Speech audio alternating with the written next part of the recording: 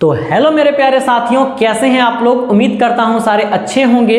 तो आज हम लोग नेक्स्ट टॉपिक की तरफ बढ़ेंगे, लेकिन उससे पहले एक क्वेश्चन है आप सभी लोगों से मेरा कि कितने सारे स्टूडेंट्स ऐसे हैं जो YouTube पर पूरा का पूरा संपूर्ण सिलेबस का पूरा वीडियो चाहते हैं। अगर आप हमसे YouTube पर पूरा का पूरा संपूर्ण सिलेबस की पढ़ाई करना चाहते हैं कंप्यूटर साइंस का, तो इस वीडियो में कमेंट जरूर करना।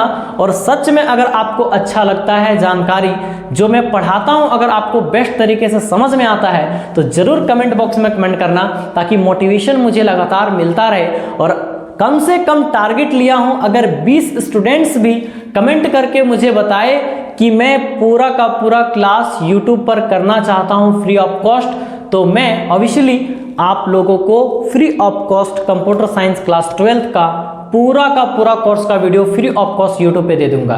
तो चलिए सारे लोगों के साथ शेयर कीजिए वीडियो को, जितने सारे लोग कंप्यूटर साइंस पढ़ना चाहते हैं। मैं कंटेंट इस लेवल तक का आपको दूंगा कि आपको पेड कोर्सेज में भी ये चीज़ नहीं मिलेगा जो मैं आपको प्रोवाइड कर रहा हूं। मैं चीज़ों को इतने आसान तरीके से आप तक शेयर करूंगा, PDF नोट्स, असाइनमेंट, सारी चीज़ों को मैं आपको दूंगा और आप पूरा का पूरा डाउनलोड करके उसको प्रैक्टिस भी कर पाओगे। सारी चीज़ों का इंतजाम दूंगा। आप ज़्यादा से ज़्यादा लोगों तक शेयर कीजिए वीडियो को, ताकि मुझे भी थोड़ा मोटिवेशन मिले और मैं आपके लिए कंटेंट लाता रहूं। तो चलिए नेक्स्ट टॉपिक की तरफ आज हम लोग बढ़ते हैं, लेकिन उससे पहले एक छोटा सा रिकैप मैं जरूर करवाता हूं। तो चलिए सबसे पहले रिकैप करवाते हैं प्रीवियस वीडियो का। मैंने प्रीवियस वीडियो में बताया था आप लोगों को स्ट्रक्चर ऑफ C++ प्रोग्रामिंग, यानी कितने तरीके से C++ के अंतर्गत प्रोग्रामिंग किया जा सकता है। तो मैंने टोटल 4 स्ट्रक्चर आप लोगों को बताया था। सबसे पहला था एल्गोरिदम, फिर दूसरा नंबर में फ्लो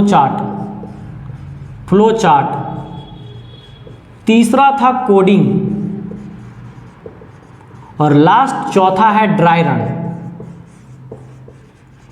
ध्यान से समझो, मैंने आप लोगों को बोला था कि एल्गोरिदम को बेसिक जानना है, यहां पे फ्लो चार्ट को भी बेसिक जानना है, ड्राई रन को भी बेसिक जानना है, सिर्फ कोडिंग को डिटेल में जानना है। तो यहां पे हम लोग बेसिक सबसे पहले बात कर लेंगे एल्गोरिदम का, फ्लो चार्ट का, ड्राई रन का, फिर कोडिंग का डिटेल हम लोग सेकेंड टॉपिक में पढ़ेंगे, क्योंकि अभी हम लोग यूनिट नंबर 1 का, चैप्टर नंबर 1 का टॉपिक नंबर 1 पढ़ रहे हैं। टॉपिक नंबर 2 में डिटेल पढ़ना है कोडिंग के बारे में। तो यहाँ पे हम लोग सबसे पहले एल्गोरिदम के बारे में बात करेंगे। तो एल्गोरिदम जो है स्टेप बाय स्टेप अगर लिख दिया जाए प्रोग्राम को, मैंने आपको पिछला वीडियो में बताया भी था कि अगर प्रोग्राम को स्टेप बाय स्टेप लिख दिया जाए सीक्वेंशियल फॉर्मेट में, तो वो आपका एल्गोरिदम कहलाएगा। इसका मैंने आपको 5 स्टेप भी बताया है और उसी के थ्रू अभी हम लोग क्वेश्चन डील करने वाले हैं। फ्लो चार्ट मैंने आप लोगों को बताया था कि अगर यही एल्गोरिदम जो स्टेप बाय स्टेप लिखा हुआ है, इसी को ग्राफिकल रिप्रेजेंटेशन के थ्रू शो कर दिया जाए,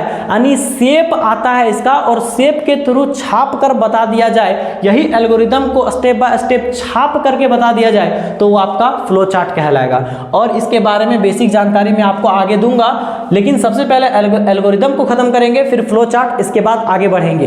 तो चलिए फटाफट से हम लोग एल्गोरिदम को पढ़ते हैं, क्योंकि एल्गोरिदम का मैंने इसके बाद स्टेप बाय स्टेप आपको बता भी दिया था किस तरीके से काम करेंगे। टोटल 5 स्टेप मैंने आपको बताया था। एल्गोरिदम के अंतर्गत मैंने आपको 5 स्टेप बताया था। सबसे पहला स्टेप बताया था कि भाई सबसे पहले होता है स्टार्ट, दूसरा स्टेप में होता है इनपुट, या फिर तो इसको बोलते हैं एक्सेप्ट वैल्यू, इनपुट बोलते हैं या फिर तो एक्सेप्ट वैल्यू। आप अगर पिछला वीडियो नहीं देखे होंगे तो आप जरूर देख लेना। इसके बाद मैंने बताया था प्रोसेस, और यहाँ पे प्रोसेस का मतलब मैंने आपको लिखाया था कि अप्लाइंग फॉर्मूला, यहाँ पे फॉर्मूला अप्लाई करेंगे, अप्लाइंग फॉर्मूला, आप यहाँ पे देख लेना पिछला वीडियो में। इसके बाद मैंने बताया था आउटपुट, इसके बाद होगा आउटपुट जिसको बोलते हैं डिस्प्ले रिजल्ट, और यहाँ पे मैंने आपको बताया था लास्ट स्टॉप। यानी यही 5 प्रोसेस अगर आपको पता है तो एल्गोरिदम का अभी क्वेश्चन धड़ाधड़ बन जाएगा, कोई भी प्रॉब्लम नहीं आएगा, क्योंकि ये आपको सिर्फ 5 प्रोसेस याद रखना है कि एल्गोरिदम के अंतर्गत स्टेप बाय स्टेप सॉल्यूशन होगा, लेकिन इसी के थ्रू सबसे पहला स्टार्ट होगा, फिर इनपुट के रूप में एक्सेप्ट करेंगे कुछ वैल्यू को, फिर यहाँ पे प्रोसेस होगा यानी अप्लाइंग फॉर्मूला अप्लाई करेंगे। इसके बाद यहाँ पे क्या करेंगे, आगे आउटपुट के रूप में डिस्प्ले कर देंगे रिजल्ट को, रिजल्ट डिस्प्ले हो जाएगा आउटपुट के रूप में, फिर यहाँ पे लास्ट में स्टॉप हो जाएगा। क्लियर? तो चलिए फटाफट से क्वेश्चन लेते हैं और डील करते हैं। तो सबसे पहला क्वेश्चन यहां पे लिखेंगे, write an algorithm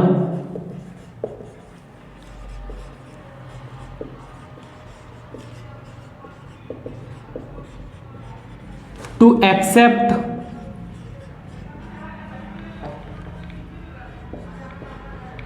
to number then find sum. ध्यान से समझना क्वेश्चन क्या बोल रहा है। क्वेश्चन बोल रहा है राइट एन एल्गोरिदम, मतलब एक एल्गोरिदम लिखना है और एक्सेप्ट करना है उसमें 2 नंबर, और 2 नंबर एक्सेप्ट करने के बाद उसको सम करना है यानी जोड़ना है। एल्गोरिदम एक तैयार करना है 2 नंबर को एक्सेप्ट करके और फिर उसको जोड़ना है, ये आपका यहाँ पे क्वेश्चन बोल रहा है। तो चलिए हम लोग स्टेप बाय स्टेप एल्गोरिदम को लिखते हैं। तो आपको स्टेप पता है 5 स्टेप। सबसे पहला स्टार्ट, तो यहाँ पे आप इसको बनाने के लिए सबसे पहले लिखेंगे स्टेप 1। स्टेप नंबर 1 यहाँ पे आप डालेंगे इसी तरीके से और लिखेंगे स्टार्ट। इसके बाद स्टेप नंबर 2 डालेंगे, यहाँ पे लिखेंगे स्टेप नंबर 2, और स्टेप नंबर 2 लिखने के बाद यहाँ पर आप लिखेंगे इनपुट, या फिर तो आप डायरेक्टली लिख सकते हैं एक्सेप्ट वैल्यू। एक्सेप्ट हम करेंगे यहाँ पे टोटल 3 वैल्यू, जैसे मानते हैं कंटेनर को ये B, C। यहाँ पे ध्यान से समझना, मैंने A, B, C क्यों माना है भाई, इसने बोला है एक्सेप्ट 2 नंबर, मतलब 2 नंबर को एक्सेप्ट करना है और उसको जोड़ना है। तो बताओ, एक नंबर यहाँ पे A माने हैं सबसे पहले एक नंबर को रखने के लिए, दूसरा एक और नंबर आएगा जो कि B वाले कंटेनर में रखेंगे, और C इसलिए माने हैं दोनों को जोड़ करके इसके अंदर जमा करेंगे। यानी सिंपल समझो, आपको जितना नंबर जोड़ने या घटाने या गुना करने के लिए बोला जाएगा उससे एक ज्यादा आपको कंटेनर मानना है, यानी ये वेरिएबल आपको एक एक्स्ट्रा मानना है। ऐसा इसलिए क्योंकि अगर मैं 2 नंबर को जोड़ूंगा तो किसी ना किसी में जमा करूंगा, तो यहाँ पे A के अंदर एक वैल्यू रहेगा, दूसरा वैल्यू B के अंदर रहेगा, और C के अंतर्गत जोड़ करके दोनों वैल्यू को जमा करके रख दिया जाएगा। आगे चीजें क्लियर हो जाएंगी, ध्यान से समझते जाना। मैंने यहाँ पे एक्सेप्ट वैल्यू कर लिया 3, ये B और C 3 वैल्यू मैंने यहाँ पे मान लिया है। इसके बाद यहाँ पे स्टेप नंबर 3 बढ़ेंगे। स्टेप नंबर 3 जिसके अंतर्गत यहाँ पे होगा अप्लाइंग फॉर्मूला।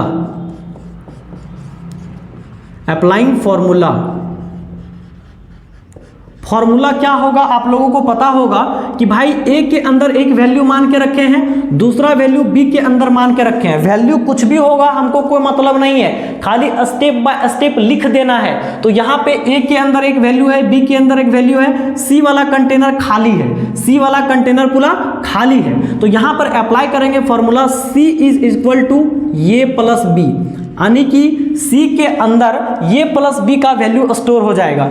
फॉर्मूला मैंने अप्लाई कर दिया C बराबर ये प्लस B। अगर आपको इतना समझ में नहीं आ रहा है तो तीसरा कंटेनर C ना मान के हम सम भी मान सकते हैं। मैंने मान लिया सम, तो यहाँ पे आप फॉर्मूला लगा सकते हैं। आप यहाँ पे सम इज इक्वल टू ये प्लस B। अब आपको समझ में आया, यानी कि हम यहाँ पे तीसरा कंटेनर कुछ भी मान सकते हैं। एक के अंदर वैल्यू है क्योंकि उसने बोला था 2 नंबर को एक्सेप्ट करना है, तो पहला नंबर A के अंदर है, दूसरा नंबर B के अंदर है, और सम मैंने एक एक्स्ट्रा कंटेनर मान लिया। वहां C मान लो चाहे आप सम मान लो, कोई मतलब नहीं है। फिर यहाँ पे फॉर्मूला अप्लाई कर देंगे, वही कंटेनर जो खाली बचा हुआ है उसी के बराबर कर दिया, यानी सम खाली है तो सम बराबर ये प्लस B, यानी ये प्लस B को जोड़ के जमा कर देगा किसके अंदर, सम के अंदर। अब सम जो होगा ये प्लस B का वो सम के अंदर जमा रहेगा, इसके अंदर जमा रहेगा। अब क्या करेंगे स्टेप नंबर 4 में, ध्यान से देखो, स्टेप नंबर यहाँ पे लिखेंगे 4, और स्टेप नंबर 4 के अंतर्गत यहाँ पे क्या करना है, डिस्प्ले रिजल्ट।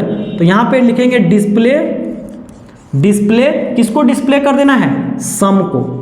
यहां पे लिख सकते हैं डिस्प्ले रिजल्ट सम, डिस्प्ले रिजल्ट या डिस्प्ले भी ले सकते हैं, कोई दिक्कत नहीं है। डिस्प्ले रिजल्ट सम यानी सम को दिखा देंगे, क्योंकि ये प्लस बी का मान यानी दोनों को जोड़ करके किसके अंदर स्टोर किया गया है, सम के अंदर। क्योंकि सम बराबर ये प्लस बी फॉर्मूला लगाए हैं, तो सम के अंदर स्टोर है ये प्लस बी का वैल्यू। तो यहाँ पे सम के अंदर स्टोर है, तो डिस्प्ले किसको करेंगे, सम को मैंने डिस्प्ले कर दिया, क्योंकि सम के अंदर ही वैल्यू जमा है जुड़ने के बाद। तो यहाँ पे सम को डिस्प्ले कर दिए। फिर यहाँ पे स्टेप नंबर 5 में कर देंगे स्टॉप, स्टेप नंबर 5 में कर देंगे स्टॉप। कहानी क्लियर। यानी सिंपल समझो भाई, स्टार्ट और स्टॉप तो हर जगह रहेगा, और यही आपका 3 काम होगा, एक्सेप्ट, फिर यहाँ पे अप्लाइंग फार्मूला, फिर डिस्प्ले रिजल्ट। एक्सेप्ट कर लेंगे यहाँ पे 3 वैल्यू को, जैसे ए बी और सम, यहाँ पे सी भी मान सकते थे।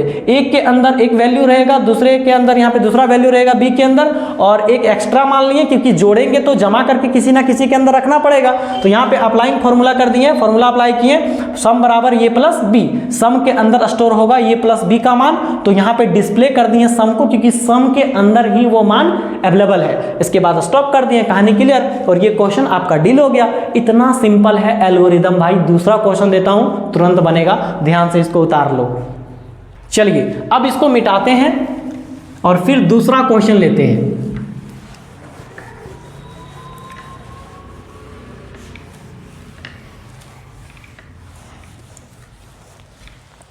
दूसरा क्वेश्चन ध्यान से लिखो, right an algorithm,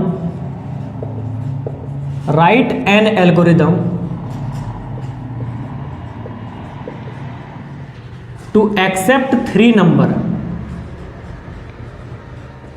accept 3 number,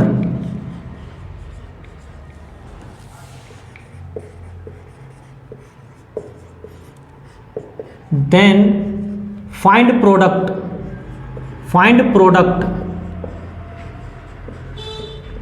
then find product।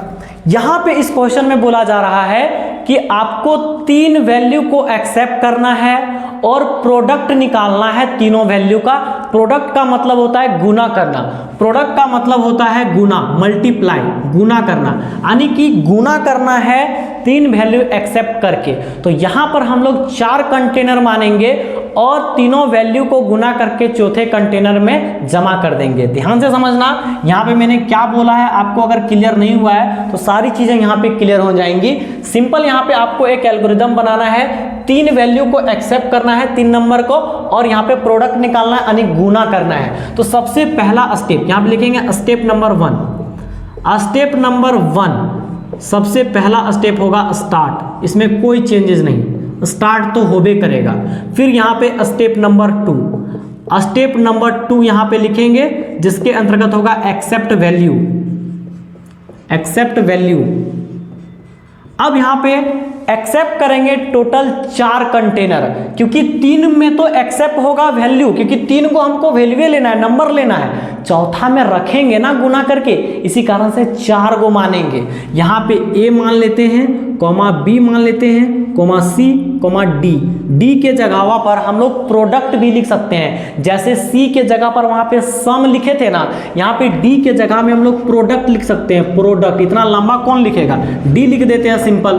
तो आपको ये चीजें क्लियर हो गई होगी कि भाई वहां पे प्रोडक्ट भी लिख देंगे, कोई दिक्कत नहीं है। प्रोडक्ट लिख देंगे तो प्रोडक्ट बराबर फॉर्मूला लगा देंगे, अभी डी माने तो डी बराबर फॉर्मूला लगा देंगे। समझ में आया? तो यहाँ पे लिख लो स्टेप नंबर आगे है, स्टेप नंबर 3। स्टेप नंबर 3 के अंतर्गत लिखेंगे अप्लाइंग फॉर्मूला, अप्लाइंग फॉर्मूला।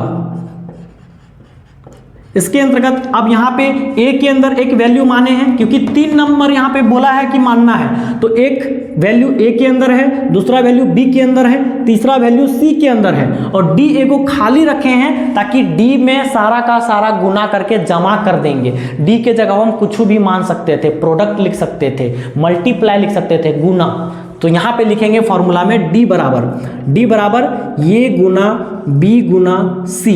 यहाँ पे अगर डी के जगह हम प्रोडक्ट माने रहते तो लिखते प्रोडक्ट बराबर ये गुना बी गुना सी।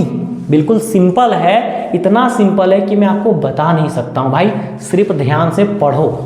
अब यहाँ पे देखो स्टेप नंबर 4।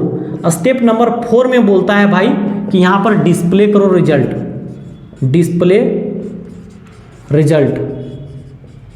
रिजल्टवा ककर अंदर जमा है आप लोगों को पता है, डी के अंदर जमा है। डी बराबर ये गुना बी गुना सी, यानी ये गुना बी गुना सी, ये तीनों गुना होगा तो ककर अंदर जमा हुआ है, डी के अंदर। डिस्प्ले ककरा करेंगे, डी को डिस्प्ले कर देंगे क्योंकि डी के अंदर ही रिजल्ट जमा है। तो यहाँ पे डी को डिस्प्ले कर दिए, फिर यहाँ पे स्टेप नंबर 5 में हो जाएगा स्टॉप, कहानी खत्म, स्टॉप। ये है भाई एल्गोरिदम, देख लो। तो ये आपका दूसरा क्वेश्चन भी क्लियर हो गया। इतना आसान है एल्गोरिदम लिखना। मैंने सम बता दिया, प्रोडक्ट बता दिया, मैं आपको इसके रिलेटेड क्वेश्चन भी बनाने के लिए दे दूंगा, आप बना करके ट्राई भी जरूर कर लेना, ठीक है। अब यहाँ पे अगला क्वेश्चन की तरफ बढ़ते हैं, इसको सबसे पहले लिख लो। चलिए अब यहाँ पर नेक्स्ट क्वेश्चन लिखिए, right an algorithm, right an algorithm to accept two number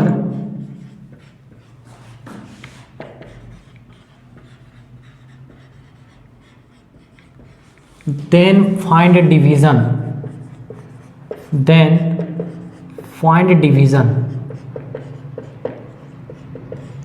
तो बिल्कुल सिंपल ये बन जाएगा। अगर आप शायद यहाँ पे बैठे होते तो ज़रूर मुझे इसका आंसर बताते, लेकिन मैं आपको यहाँ पे भी सॉल्व करके बता रहा हूँ। लेकिन आपको सच में समझ में आ गया है तो कमेंट बॉक्स में ज़रूर कमेंट करना, क्योंकि यहाँ जो मैं ऑफलाइन बच्चों को पढ़ाता हूँ, एक क्वेश्चन बनाने के बाद तुरंत दूसरा क्वेश्चन खुद बनाने के लिए रेडी हो जाता है। शायद आप भी बना सकते हैं, लेकिन यहाँ पे वीडियो में कैसे पूछ सकता हूँ भाई, इसीलिए एडजस्ट तो करना है। शायद आपको समझ में आ गया होगा। तो चलिए मैं बना देता हूँ step number 1। Step number 1, step number 1 में क्या करना है दोस्त, स्टार्ट करना है, जनरेटर स्टार्ट। फिर क्या करना है स्टेप नंबर 2 में, तो दोस्त बताओ ने, स्टेप नंबर 2 क्या करना है, वही एक्सेप्ट करना है। क्या एक्सेप्ट वैल्यू, वैल्यू एक्सेप्ट करो दोस्त। कौन सी यहाँ पर 2 को वैल्यू मानना है, मतलब 2 को यहाँ पर है मानना है। क्या 2 को तो दिया गया है कि 2 को नंबर लेना है और फाइंड करना है डिवीजन, तो 2 को नंबरवा लेंगे और एक में डिवीजन फाइंड करके लाएंगे, तो 3 को मानना पड़ेगा ना। तो ये कोमा बी कोमा सी, अरे गड़बड़ काहे लिखा जाता है यार, ये बी और सी, ठीक है। अब यहाँ पर देखो स्टेप नंबर 3 क्या होगा, 3 स्टेप में वहाँ पे 2 को नंबर एक्सेप्ट करना था और डिवीजन निकालना है। तो एक वो एक्स्ट्रा माने हैं, एक के अंदर वैल्यू, बी के अंदर भी वैल्यू, सी के अंदर हम लोग डिवीजन निकालेंगे। सी के जगह पर डिवाइड भी लिख सकते थे, कोई दिक्कत नहीं है। फिर यहाँ पे लिखेंगे अप्लाइंग फॉर्मूला,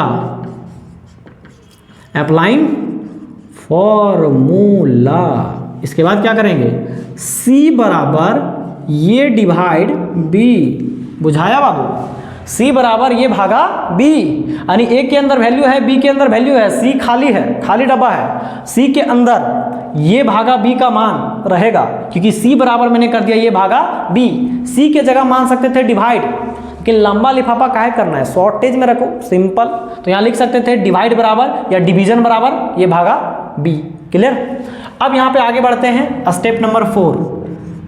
रटा जाएगा भाई, इतना इतना लिखोगे तो यार, लिखो कम से कम, रटा तो जाना चाहिए। स्टेप नंबर 4 में क्या होगा, यहाँ पे आपका डिस्प्ले रिजल्ट, डिस्प्ले मतलब दिखा दो, रिजल्ट को दिखा देना है। रिजल्ट किस में जमा है, सी में जमा है, तो डिस्प्ले कर देंगे रिजल्ट सी। फिर यहाँ पर स्टेप नंबर आगे बढ़ेंगे 5, लास्ट स्टेप। क्या करना पड़ता है लास्ट में, स्टॉप कर देना पड़ता है भाई, बहुत काम कर लिया, स्टॉप करो। क्लियर। तो ये आपका सम क्लियर, आपका प्रोडक्ट यानी मल्टीप्लिकेशन क्लियर, और साथ ही साथ डिवीजन भी क्लियर। तो इतना ही रखते हैं आज के क्लास में, बहुत है। कुछ क्वेश्चन मैं आपको दे देता हूं, इसका स्क्रीनशॉट पहले ले लो, और इसके रिलेटेड मैं आपको क्वेश्चन देता हूं और फिर आप उसको बना लेना। कल एक और वीडियो बना दूंगा इसी के ऊपर कि आगे क्वेश्चन किस किस तरीके से और आ सकते हैं, और भी क्वेश्चन है इसके अंतर्गत। हालांकि एग्जाम में ये सब क्वेश्चन ज़्यादा देखने को नहीं मिलता है, टेंशन नहीं लेना है, लेकिन कॉन्सेप्ट क्लियर करना बहुत ज़रूरी है, आगे काम आएगा। इसलिए पूरा का पूरा बेहतरीन तरीके से तैयारी कीजिए। क्वेश्चन चलिए मैं लिख देता हूँ। तो देखिए मैंने यहाँ पे एक क्वेश्चन लिख दिया है, write an algorithm to accept 3 number 3 को नंबर एक्सेप्ट करना है, देन फाइंड करना है सम। मैंने आप लोगों को 2 नंबर एक्सेप्ट करके फाइंड करके बताया है सम सबसे पहला, लेकिन आपको 3 नंबर एक्सेप्ट करना है और देन फाइंड करना है। बहुत इजी है भाई, बन जाएगा और बन जाना चाहिए, ठीक है। दूसरा क्वेश्चन नंबर दूसरा, राइट एन एल्गोरिदम